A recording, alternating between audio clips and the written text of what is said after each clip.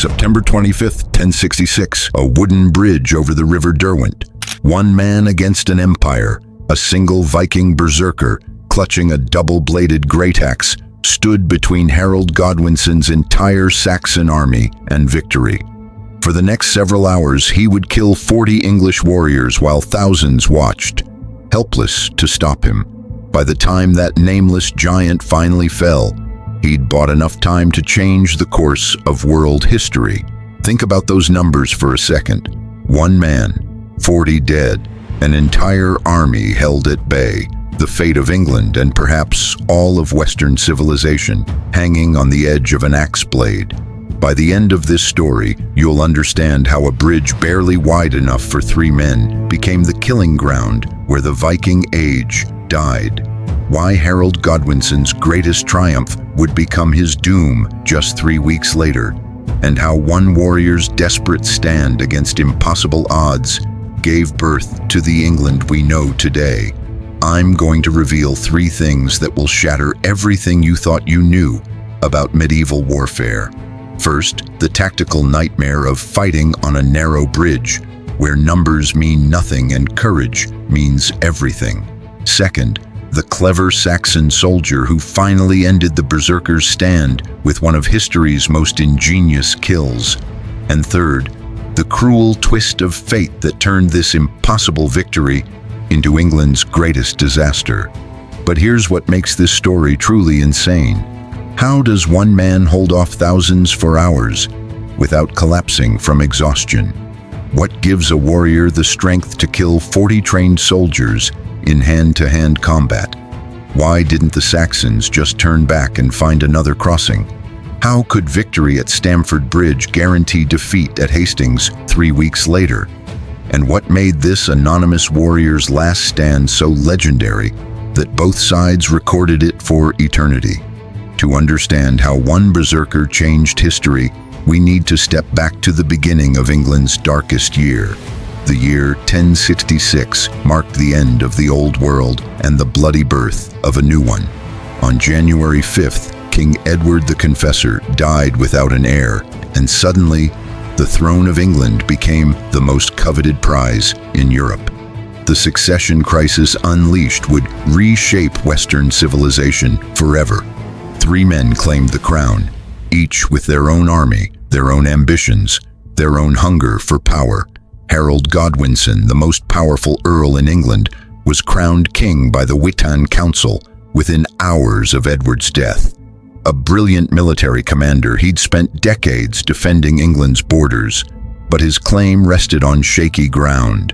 Edward had supposedly promised him the throne on his deathbed, but whispers suggested other arrangements had been made years earlier. Across the English Channel, William the Bastard, Duke of Normandy, sharpened his swords and built his invasion fleet. He claimed Edward had promised him the succession back in 1051, and that Harold himself had sworn an oath to support William's claim. Whether this was truth or Norman propaganda, William believed the throne was his by right. And in Normandy, they settled disputes with steel. But the third claimant posed the most immediate threat. Harold Hardrada, King of Norway, whose very name meant hard ruler.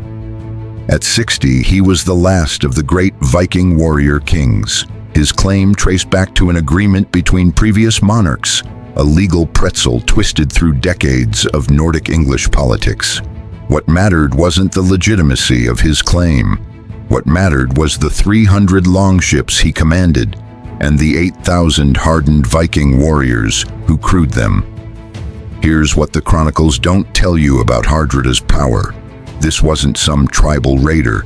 He'd fought from Constantinople to Jerusalem, served as captain of the Byzantine Emperor's Varangian Guard, conquered territories from Russia to the Mediterranean. His warriors had plundered cities that made London look like a village. They'd faced Byzantine cataphracts, Arab cavalry, Rus infantry. They were the most experienced, battle-hardened force in Europe.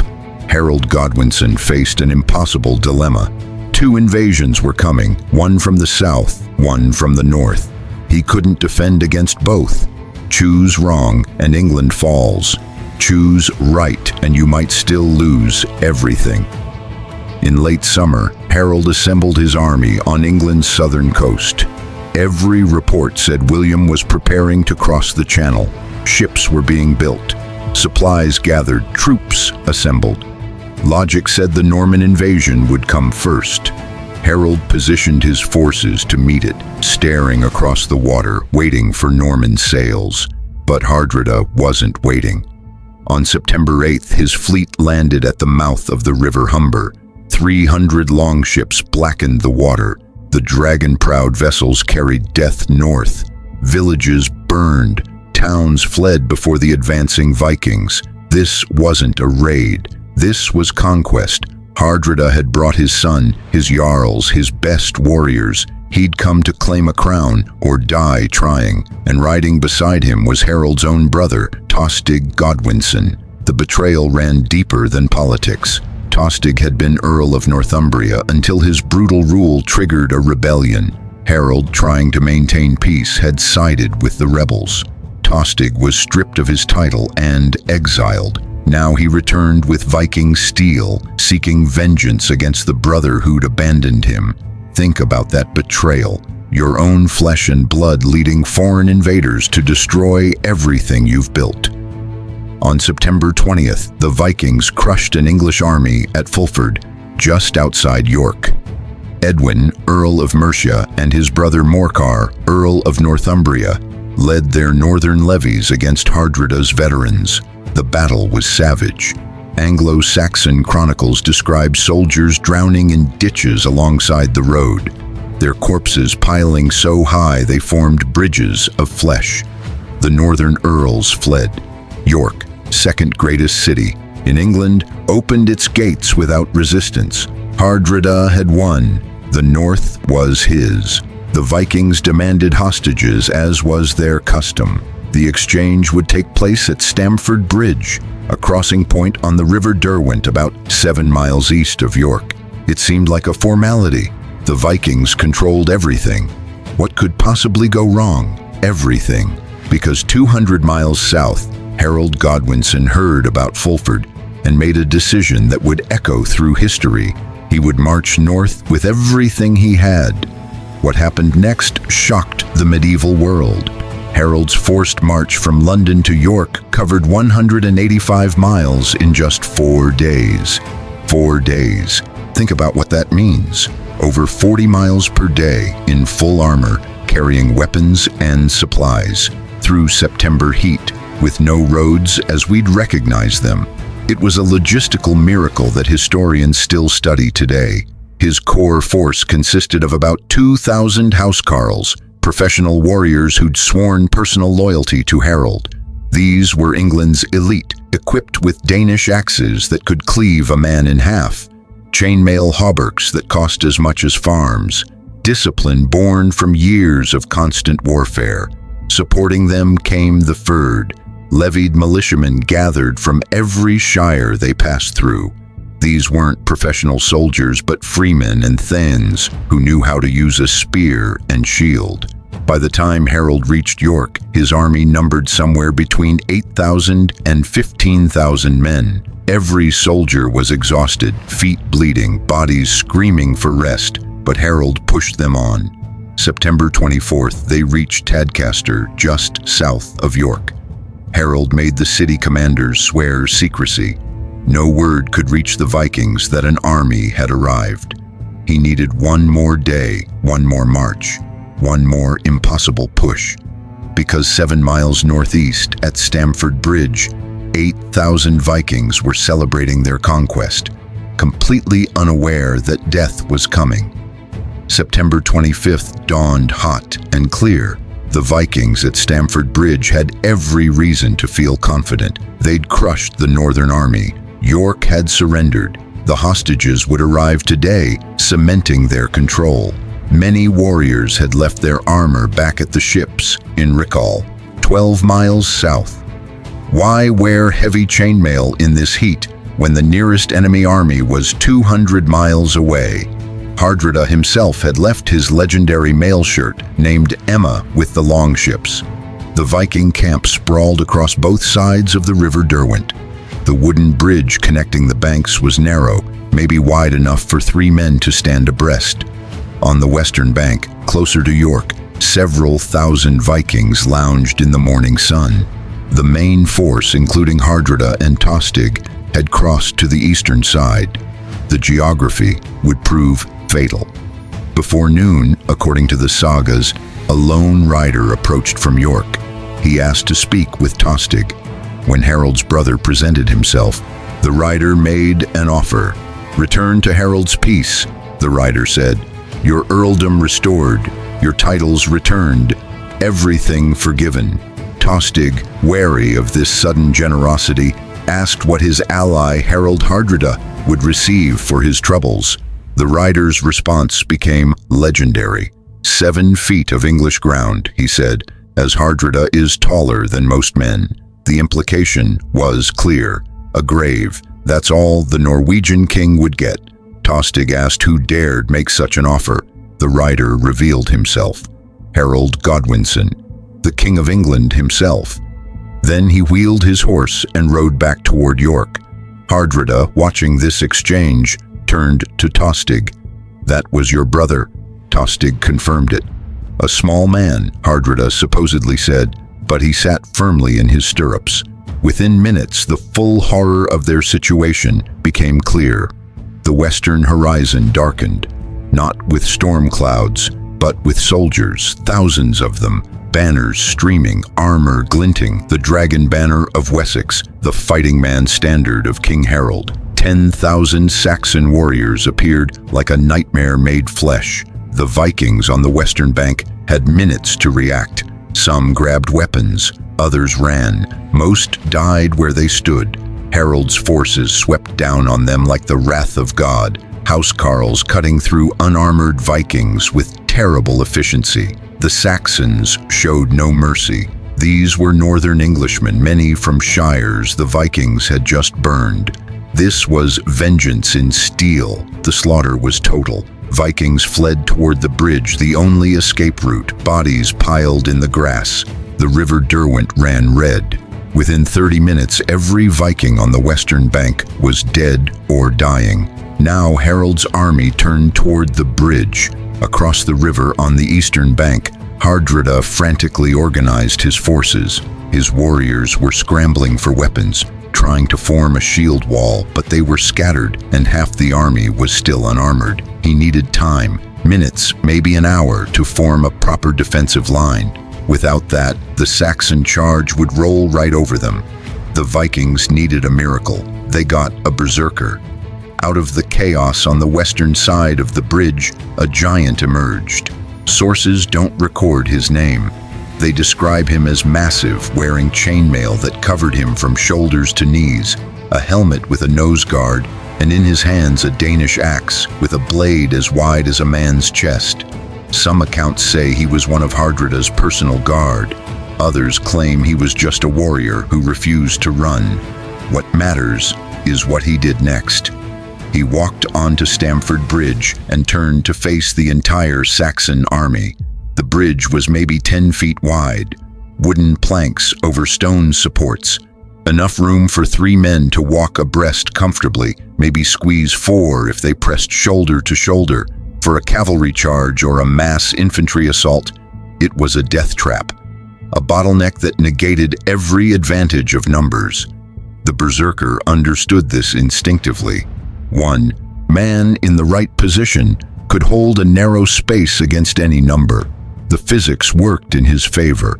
The Saxons couldn't flank him, couldn't surround him, couldn't bring their overwhelming numbers to bear. They had to come at him head on, and the bridge was only wide enough for 3 or 4 men at a time. What followed would be recorded in both Saxon and Viking chronicles, a moment so extraordinary that enemies who hated each other agreed on the essential truth. The berserker held the bridge alone. The first Saxon charge hit like thunder. Housecarls, England's finest warriors, rushed the bridge with shields locked and spears leveled, the kind of assault that had broken shield walls across Britain. The berserker met them with his axe. The weapon was a masterpiece of Viking engineering. A shaft 6 feet long, tipped with a blade weighing maybe 4 pounds. In trained hands, it could split a helmet, shear through chainmail, sever limbs with a single stroke. And this warrior's hands were very trained. The first Saxon to reach him died instantly. The axe came down in a massive overhead swing that split the man from shoulder to sternum. The second warrior caught the return stroke across his shield, and the impact shattered both the shield and the arm holding it. The third Saxon thrust with a spear. The berserker pivoted, let the spear pass, and brought his axe around in a horizontal slash that opened the man from belly to spine. 3 heartbeats, 3 dead. The Saxons pulled back, dragging their wounded. The chronicles describe what happened next in terms that still seem impossible. For the next hour, the berserker held the bridge against every assault Harold could throw at him. Warriors would charge in groups of 3 or 4, the maximum the bridge could hold. The berserker would kill them all, sometimes with sweeping horizontal cuts that cleared the bridge in seconds, sometimes with precise overhead chops that punched through helmets, always moving, the axe never still, creating a killing radius that extended the full width of the bridge. Think about the physics of what he was doing. Each swing of that axe required immense strength. The weapon weighed 8 to 10 pounds total. Swinging it with enough force to kill through armor meant generating tremendous momentum. Do that once and you're tired. Do it dozens of times and you should collapse. Except he didn't. Here's where the historical accounts start sounding like legend, but they're corroborated by both sides. The Anglo-Saxon Chronicle states he killed up to 40 men. Viking sagas confirm massive casualties. Bodies began piling on the bridge itself, creating obstacles the Saxons had to climb over to reach him. The berserker used these corpses tactically, positioning himself behind them, forcing attackers to stumble over their own dead. Saxon officers tried everything. They sent in waves of spearmen, thinking longer reach would keep them safe. The berserker would deflect the spear, points with the shaft of his axe, then close distance and kill the wielder. They tried archers. Arrows bounced off his chainmail or stuck in his shield without penetrating. One arrow supposedly struck him in the shoulder, and he just broke off the shaft and kept fighting. They tried to rush him all at once, sending 6 or 7 men in a mass charge. The bridge couldn't hold that many, and men stumbled into each other. The berserker exploited every mistake, his axe rising and falling like a farmer harvesting wheat. Except the harvest was English lives. Behind him, across the river, Hardrada's army raced against time. Warriors who'd been scattered across the eastern bank were finally forming into a proper shield wall. The legendary Viking defensive formation, where interlocking shields created an unbroken barrier and spears protruded from every gap. It took time to organize properly, to get men in position, to establish the discipline needed to maintain the formation under assault. The berserker bought them that time. Every minute he held the bridge was another minute for his comrades to prepare. Every Saxon he killed was one less warrior who'd cross that river. He was trading his life for theirs, and both sides knew it. The psychological impact on the Saxons was devastating. This was supposed to be easy. They outnumbered the Vikings 2 to 1. They'd achieved total surprise. Victory should have been certain. Instead, one man was turning their triumph into a nightmare. Some warriors refused to approach the bridge. Officers had to threaten them at sword point to make them charge. Men watched their friends die, and the berserker just kept coming. Tireless, relentless, seemingly invincible. Modern historians debate how long he actually held the bridge. The chronicles say nearly an hour, possibly longer. Even 30 minutes would be an extraordinary feat of endurance. But let's be conservative and say he fought for 45 minutes. That's 40 kills in 45 minutes. One death every 60 seconds on average. for 45 consecutive minutes, while wearing 30 pounds of chainmail in September heat, after possibly having already fought earlier that morning. The numbers don't make sense unless you understand what a berserker actually was.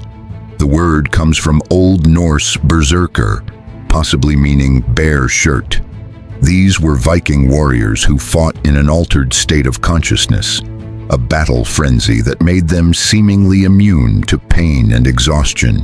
Whether this was psychological, religious, or involved some kind of substance, historians still debate. What matters is that the Vikings believed berserkers were touched by Odin, the god of war and death. In their frenzy, they became more than human. They became death incarnate. The Saxon army watched this giant on the bridge, saw him kill and kill and kill without stopping, and they started to believe it too. This wasn't a man. This was something else, something that couldn't be beaten by ordinary means, which is when one clever Saxon warrior decided to try extraordinary means. The sources differ on exact details, but they agree on the essentials. An enterprising Saxon soldier found a swill tub, basically a large wooden barrel used for feeding pigs. Other sources say he used a half barrel or a small coracle, a type of small boat. Whatever the vessel, he climbed inside. Then he quietly entered the River Derwent upstream from the bridge and let the current carry him underneath it. The bridge's wooden planks were laid across stone supports with gaps between them. The Saxon soldier floating beneath could see light through those gaps.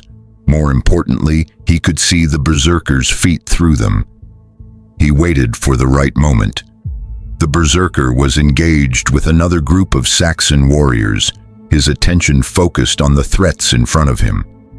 The soldier beneath the bridge gripped his spear, a long weapon with a leaf-shaped blade. He thrust upward through the gaps in the planking. The spear caught the berserker in the groin or lower abdomen, depending on which account you believe. The blade punched up through his chainmail from below, finding the weak point where the armor couldn't protect. The berserker, hit from an angle he couldn't defend against, finally fell. The giant warrior who'd held off an army dropped to his knees on the blood-slicked planks. Some accounts say the Saxons rushed forward and delivered the killing blow. Others claim he died from the spear wound. The saga writers, with typical Norse fatalism, say he fell knowing his duty was done. He'd bought his comrades enough time. The shield wall was formed. The Vikings were ready. The berserker's last sight was supposedly of his countrymen, arrayed for battle on the eastern bank, weapons raised, ready to meet their fate standing. Whether he smiled or not, the sources don't say, but he'd done what no man should have been able to do. With the bridge finally clear, Harold's forces poured across. The battle that followed was savage and prolonged. Harold Hardrada's shield wall held for hours despite being outnumbered and outflanked. The old Viking king fought in the front rank, his famous battle cry echoing across the field. Then an arrow found his throat. The greatest Viking warrior of his generation choked on his own blood and fell. Leadership passed to Tostig. Harold offered his brother one last chance to surrender. Tostig refused. He would die a Viking rather than live as a traitor. Minutes later, he got his wish. The shield wall began to crack. Saxons pressed from multiple sides. The Vikings fought with the desperation of doomed men. Some accounts describe a savage melee where warriors abandoned their weapons and fought with fists, teeth, anything they had left. 12 miles south at Rikal, the remaining Vikings guarding the longships heard the sounds of battle. Eystein Or, Hardrada's future son-in-law, led the reserve force north at a run.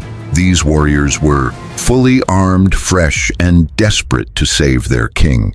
They covered 12 miles in perhaps 2 hours, an exhausting sprint in armor. The saga writers called their assault Or's Storm, and for a brief moment the exhausted Saxons reeled. Fresh Viking warriors plunged into the melee with the fury of men who'd failed to protect their king. The Saxon advance halted. For minutes, it looked like the tide might turn. But the Viking reinforcements were too few and too late. They'd run 12 miles in armor. They were immediately engaged by Saxon forces who'd been resting.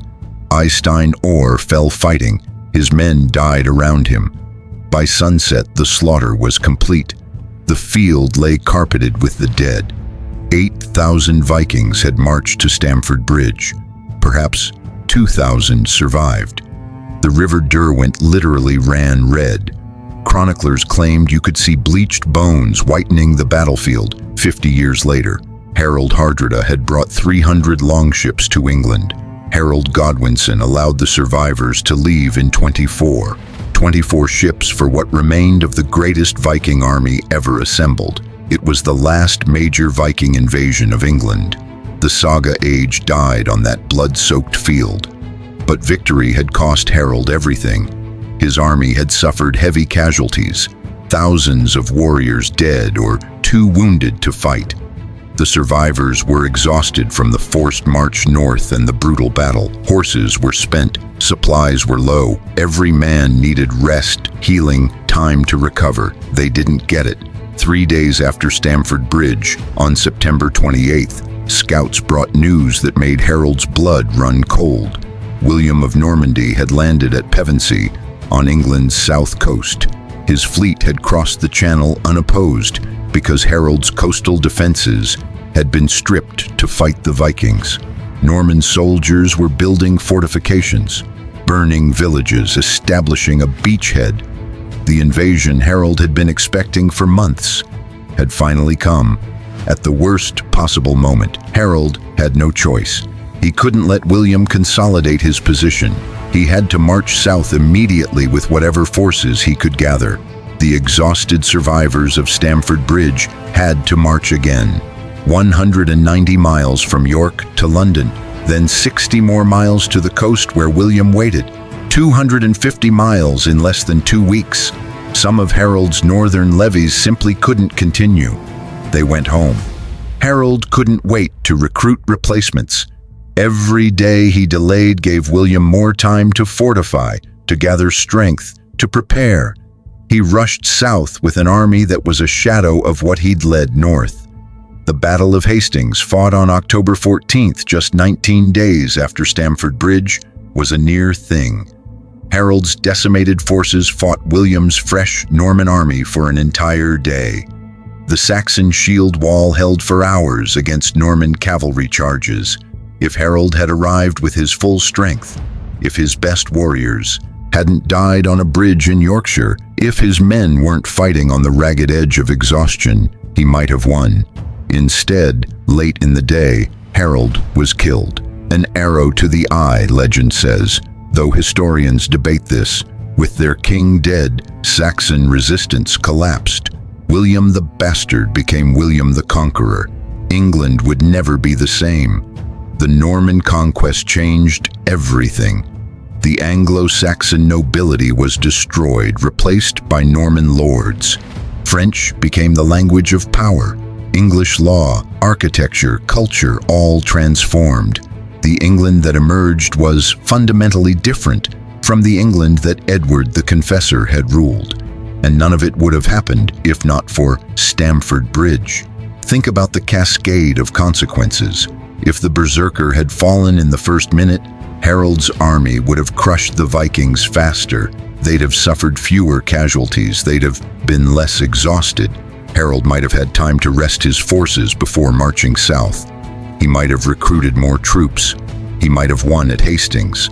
If Harold had won at Hastings, no Norman conquest, no French influence on English language and culture, possibly no Plantagenet dynasty, no 100 Years' War. The entire trajectory of European history pivots on that bridge. One man, whose name we don't even know, changed the world by refusing to run. For what? Glory? The saga writers would say he fought for his place in Valhalla, the warrior's paradise where brave men feast with Odin. Modern historians suggest duty, loyalty to his king and comrades.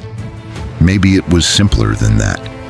Maybe he just couldn't stand the thought of running while his friends prepared to die behind him. We'll never know his thoughts. We only know his deeds. Both the Anglo-Saxon Chronicle and the Viking sagas record his stand, which is extraordinary. Medieval chroniclers rarely praised enemy warriors. They diminished them, mocked them, made them seem weak to glorify their own side's victory. But both English and Norse writers honored this berserker. They recorded his impossible stand for eternity, because even enemies recognize greatness when they see it. The tactical lessons of Stamford Bridge echoed for centuries. A single warrior in the right position, fighting in a choke point where numbers are irrelevant, can hold indefinitely against any force. Until some clever soldier thinks of an unconventional solution. The Spartans at Thermopylae are famous for this principle. So are the Romans at Horatius on the bridge. But the berserker at Stamford Bridge might have held longer than any of them. He certainly killed more. History remembers kings and their battles. It forgets the common soldiers whose courage determined the outcome. But sometimes in rare moments, an anonymous warrior does something so extraordinary that both sides feel compelled to record it. The berserker on Stamford Bridge earned that immortality. Modern military historians study the battle for its logistical brilliance. Harold's forced march remains one of history's great military movements. The surprise achieved and total Viking annihilation demonstrates the value of speed and audacity in warfare. But tactically, it's the berserker's stand that fascinates. How do you defeat an enemy in an unwinnable position? The Saxons eventually figured it out, but only because one soldier thought creatively. In an age of straightforward combat, he found an angle of attack no one else had considered. That kind of tactical innovation wins battles. The berserker himself would have understood. Vikings weren't just raiders. They were some of history's most successful warriors because they adapted, improvised, found advantages others missed. The warrior who held that bridge knew he was buying time with his life. That was the trade, and he made it willingly. In those moments, as Saxon warriors fell before him, as his axe rose and fell in an endless rhythm of death, he became the perfect expression of what a Viking warrior could be. Fearless, skilled beyond belief, willing to die for his comrades. The gods of Asgard supposedly watched battles from their halls, choosing which warriors were worthy of Valhalla. If any mortal earned that honor, it was the nameless giant on Stamford Bridge. When the spear finally found him, when he fell on blood-soaked planks surrounded by the bodies of his victims, he'd done something that would be remembered for 1,000 years. He'd held the bridge, he'd bought the time, he'd made the Saxons pay in blood for every foot of progress, and in doing so, he'd delayed them just enough to exhaust the army that would have to fight at Hastings 3 weeks later. One man, one bridge, one impossible stand. The Viking Age ended that day, but it ended with a flourish that even enemies had to respect. The berserker proved that sometimes courage and position matter more than numbers. That one warrior in the right place at the right time can change the fate of nations. That how you die can matter as much as how you live. The Saxons who finally crossed that bridge, stepping over the giant's body, must have felt a mixture of relief and respect. They'd won. The bridge was theirs, but it had cost them 40 men and precious time to defeat a single warrior. That's not just a military statistic, that's a legend being born. For Harold Hardrada's surviving warriors, watching from the shield wall, the berserker's fall as the moment hope died.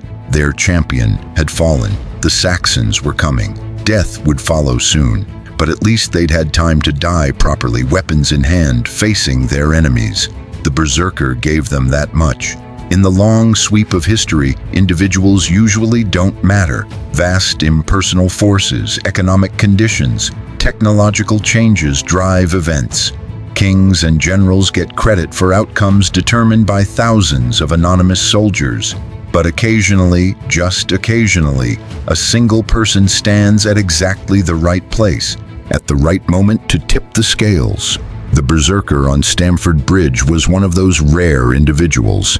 His stand didn't change the ultimate outcome. The Vikings still lost. Harold still won. But it changed the cost of victory. And that cost would echo 3 weeks later, when exhausted Saxon warriors faced fresh Norman cavalry and discovered they had nothing left to give. When historians debate alternate timelines, they usually focus on leaders. What if Harold had stayed south to face William first? What if he'd waited for reinforcements before marching to Hastings? But here's a deeper question. What if the Berserker had fled with the other Vikings? What if he'd never made his stand? The Saxons would have crossed the bridge minutes earlier. They'd have caught the Vikings before the shield wall formed. The slaughter would have been even more complete. Saxon casualties would have been minimal. Harold would have marched to Hastings with a stronger, fresher army. He might have won. England might have remained Saxon. The entire trajectory of Western civilization would be different. So in a very real sense, the Berserker's courage doomed Harold Godwinson and guaranteed the Norman conquest. The man who became a legend by defending his king inadvertently destroyed the Saxon kingdom. That's the cruel irony of heroism. Sometimes the bravest acts have consequences their perpetrators never see. The Berserker died thinking he'd served his king and comrades. He had no idea he'd changed world history. We remember Stamford Bridge today, mainly as a prelude to Hastings, the battle before the battle that mattered. But for the men who fought there, it was the end of the world. For the Vikings, it was the funeral of their age. For the Saxons, it was a triumph that would become a trap. And for one nameless Berserker, it was the chance to become immortal. Standing on that bridge, axe in hand, enemies before him and death behind him, he chose to make his last moments count. 40 men died because of that choice. An army was delayed. A kingdom's fate was sealed. Not bad for a warrior whose name we never learned. September 25th, 1066. One man, one bridge, one impossible stand. The Viking Age died that day, but it died on its feet, weapons raised, defiant to the end. The Berserker of Stamford Bridge made sure of that.